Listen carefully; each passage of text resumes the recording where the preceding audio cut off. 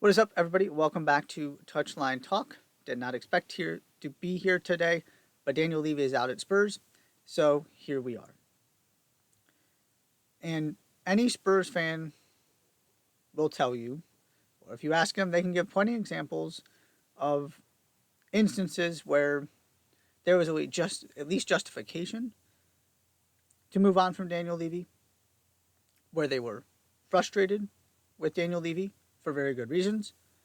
This is a man who oversaw a transfer window with zero signed players, who fired Jose Mourinho a week before a cup final, and who was the driving force behind Spurs joining the Super League.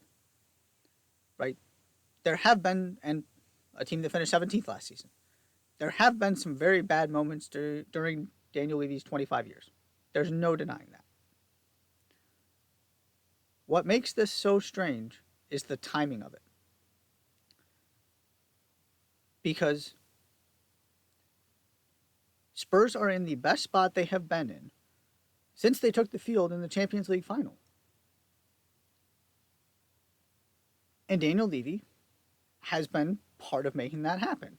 You can't just talk about the bad stuff, you also have to talk about the good stuff. The stadium situation is brilliant. They just won a trophy. They're in the Champions League again. And I firmly believe they got the coaching hire right.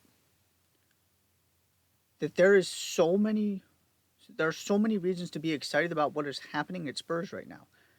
And I know the transfer window didn't go the way that they had hoped. But I still think it was a very solid window. And there is no denying the ambition that was there.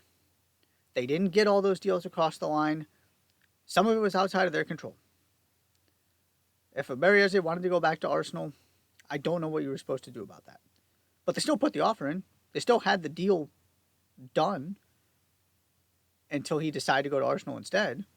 Right? They did their job to make that a possibility. You can't say that there wasn't initiative and that they weren't trying to be ambitious. And that's what makes the timing of this so weird. Is that if you wanted to make a fresh start and just cut ties with everything because last season wasn't good enough, and it obviously wasn't, then you make the decision to part ways with Ange and Daniel Levy. You let your new chairman, your new regime, decide who your manager is going to be, and you move forward from there. Instead, they let Daniel Levy oversee the transfer window, be involved, at least to some degree, potentially being the leading voice in deciding who the next manager was, make the decision on Postecoglou,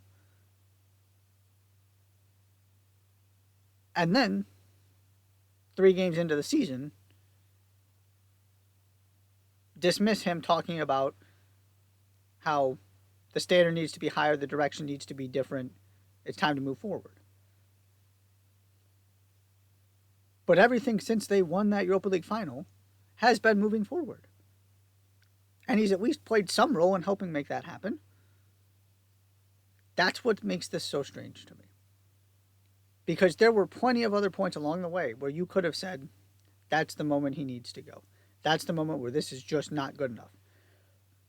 The end of last season was one of those moments. Just one of them, but it was one of those moments. Never in a million years should Spurs be finishing 17th. Never. Even at the expense of a Europa League trophy. It's unacceptable. So clearly things needed to change and issues needed to be addressed and something needed to be different. But to make the decision now, it's just strange and raises questions from a process standpoint of what the idea was going in this order. And maybe it's a situation where they wanted some kind of stability as they were making these decisions. And so you started with the manager, and then you made this change. But that's just not typically how this works in sports, right? The GM, chairman, whoever it is, The person running the organization typically gets to choose their coach. And that is not the situation Spurs are in. And it raises questions. So ultimately, on Daniel Levy's legacy, it's easy to point to the bad stuff. There's a reason for that. Certainly, there have been shortcomings and failures. He has also overseen some of the best periods in this club's history. And that can't be forgotten. It's not like he inherited a team that was a top four, Champions League contender every season.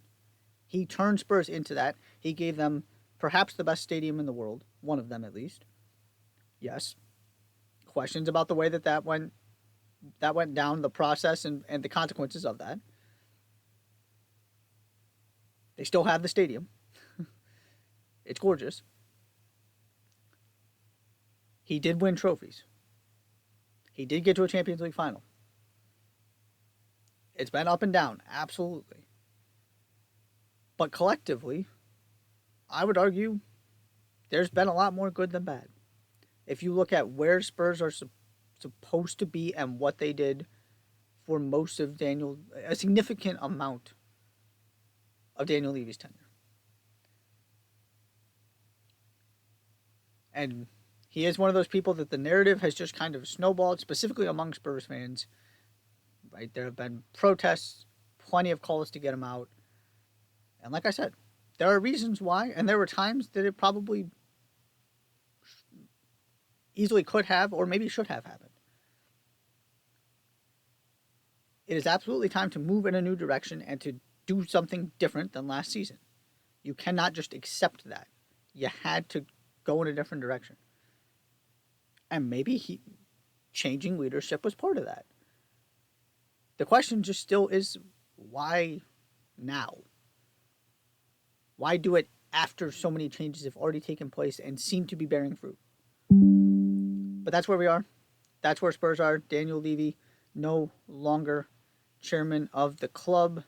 About a 25-year tenure comes to an end unexpectedly, abruptly, surprisingly. That's all I've got. Thank you so much for tuning in. Be sure to hit that subscribe button. I'll see you next time.